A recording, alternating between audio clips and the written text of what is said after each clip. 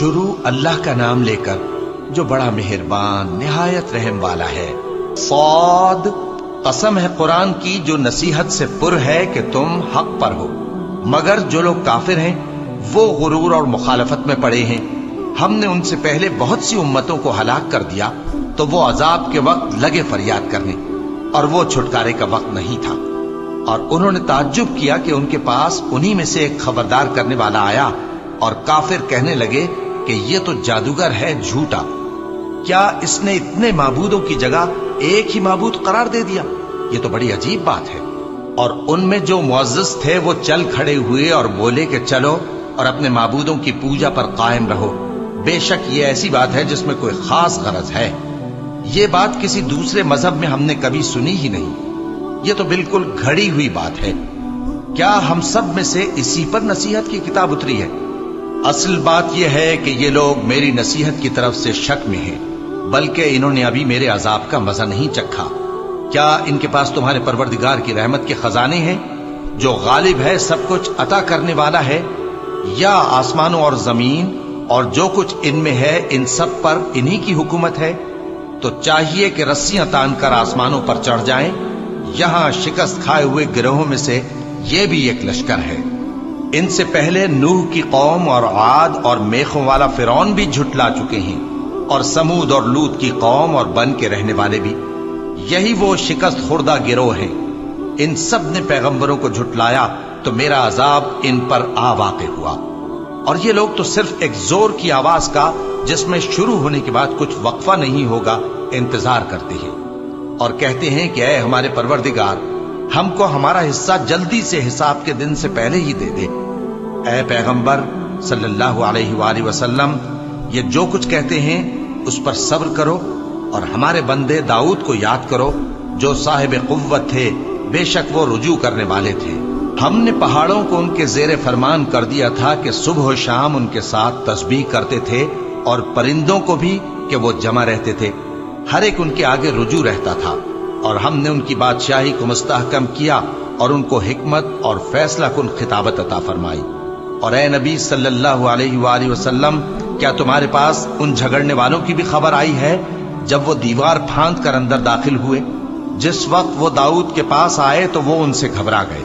انہوں نے کہا کہ خوف نہ کیجیے، ہم دونوں کا ایک مقدمہ ہے کہ ہم میں سے ایک نے دوسرے پر زیادتی کی ہے، تو آپ ہم میں انصاف سے فیصلہ کر دیجئے اور بے انصافی نہ کیجیے گا، اور ہم کو سیدھا راستہ دکھا دیجئے۔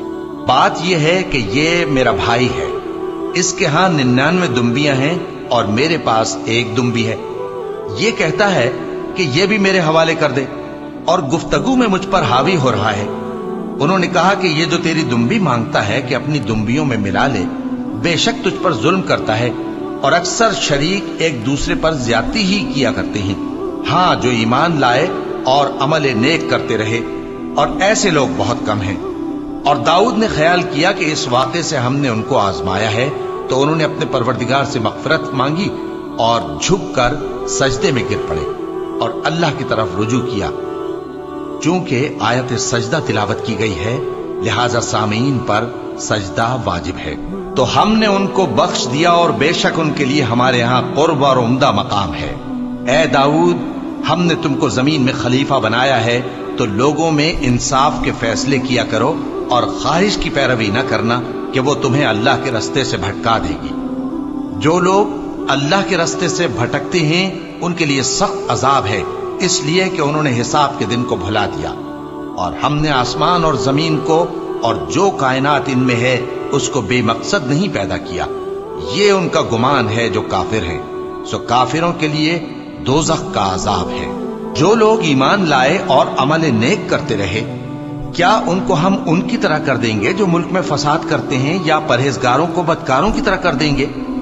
یہ کتاب جو ہم نے تم پر نازل کی ہے بابرکت ہے، تاکہ لوگ اس کی آیتوں میں غور کریں اور تاکہ اہل عقل نصیحت حاصل کریں۔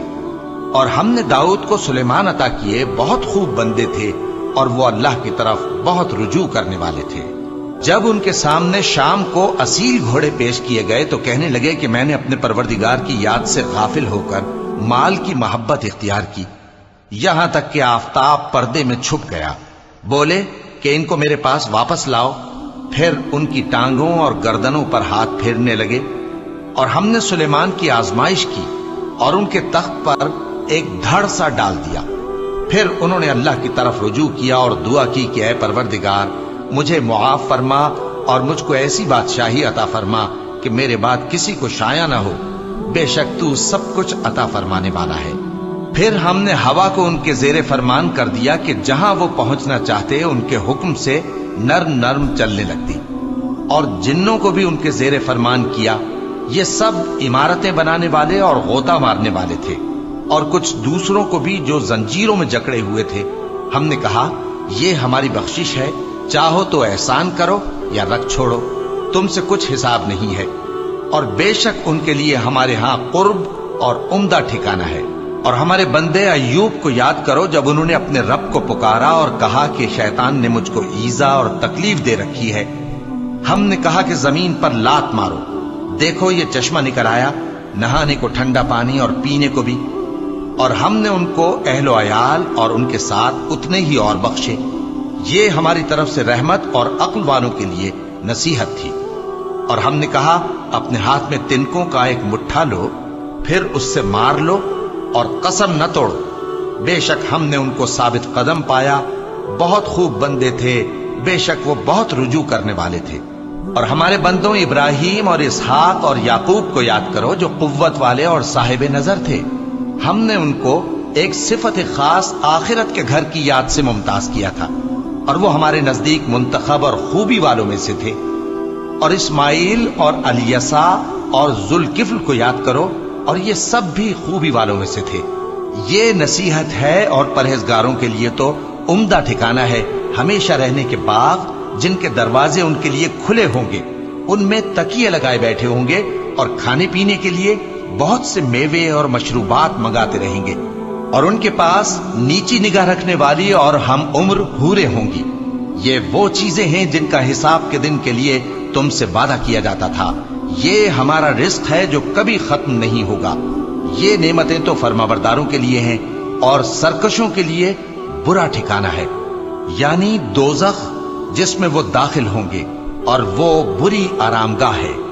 یہ کھولتا ہوا گرم پانی اور پیپ ہے، اب اس کے مزے چکھیں، اور اسی طرح کے اور بہت سے عذاب ہوں گے۔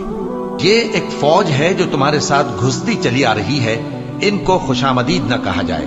یہ دوزخ میں جانے والے ہیں، کہیں گے بلکہ تمہیں کو خوشامدید نہ کہا جائے، تمہیں تو یہ بلا ہمارے سامنے لائے ہو، سو یہ برا ٹھکانہ ہے۔ وہ کہیں گے اے پروردگار، جو اس کو ہمارے سامنے لایا ہے اس کو دوزخ میں دگنا عذاب دے، اور کہیں گے کیا سبب ہے کہ یہاں ہم ان لوگوں کو نہیں دیکھتے جن کو ہم بروں میں شمار کرتے تھے؟ کیا ہم نے ان سے ٹھٹھا کیا ہے، یا ہماری آنکھیں ان کی طرف سے پھر گئی ہیں؟ بے شک یہ اہل دوزخ کا جھگڑنا برحق ہے۔ کہہ دو کہ میں تو صرف خبردار کرنے والا ہوں، اور اللہ اکیلے اور غالب کے سوا کوئی معبود نہیں، جو آسمانوں اور زمین اور جو مخلوق ان میں ہے سب کا مالک ہے، غالب ہے، بخشنے والا۔ کہہ دو کہ یہ ایک بڑی ہولناک چیز کی خبر ہے جس کو تم دھیان میں نہیں لاتے، مجھ کو اوپر کی مجلس والوں کا جب وہ جھگڑتے تھے کچھ بھی علم نہ تھا، میری طرف تو یہی وحی کی جاتی ہے کہ میں کھلم کھلا خبردار کرنے والا ہوں۔ جب تمہارے پروردگار نے فرشتوں سے کہا کہ میں مٹی سے انسان بنانے والا ہوں، جب میں اس کو درست کر لوں اور اس میں اپنی روح پھونک دوں تو اس کے آگے سجدے میں گر پڑنا، سو تمام فرشتوں نے سجدہ کیا مگر ابلیس کہ وہ اکڑ بیٹھا اور کافروں میں ہو گیا۔ اللہ نے فرمایا کہ اے ابلیس، جس شخص کو میں نے اپنے ہاتھوں سے بنایا اس کے آگے سجدہ کرنے سے تجھے کس چیز نے منع کیا؟ کیا تو غرور میں آ گیا یا اونچے درجے والوں میں تھا؟ بولا کہ میں اس سے بہتر ہوں کہ تو نے مجھ کو آگ سے پیدا کیا اور اسے مٹی سے بنایا۔ فرمایا بس یہاں سے نکل جا، تو مردود ہے اور تجھ پر قیامت کے دن تک میری لعنت پڑتی رہے گی۔ کہنے لگا کہ میرے پروردگار، اچھا تو مجھے اس روز تک کہ لوگ اٹھائے جائیں مہلت دے۔ فرمایا کہ تجھ کو مہلت دی جاتی ہے اس روز تک جس کا وقت مقرر ہے۔ کہنے لگا کہ مجھے تیری عزت کی قسم، میں ان سب کو بہکاتا رہوں گا سوائے ان کے جو تیرے چنے ہوئے بندے ہیں۔ فرمایا ٹھیک ہے، اور میں ٹھیک ہی کہتا ہوں، کہ میں تجھ سے اور جو ان میں سے تیری پیروی کریں گے سب سے جہنم کو بھر دوں گا۔ اے پیغمبر کہہ دو کہ میں تم سے اس کا صلہ نہیں مانگتا اور نہ میں بناوٹ کرنے والوں میں ہوں۔ یہ قرآن تو اہل عالم کے لیے نصیحت ہے اور تم کو اس کا حال کچھ وقت کے بعد معلوم ہو جائے گا۔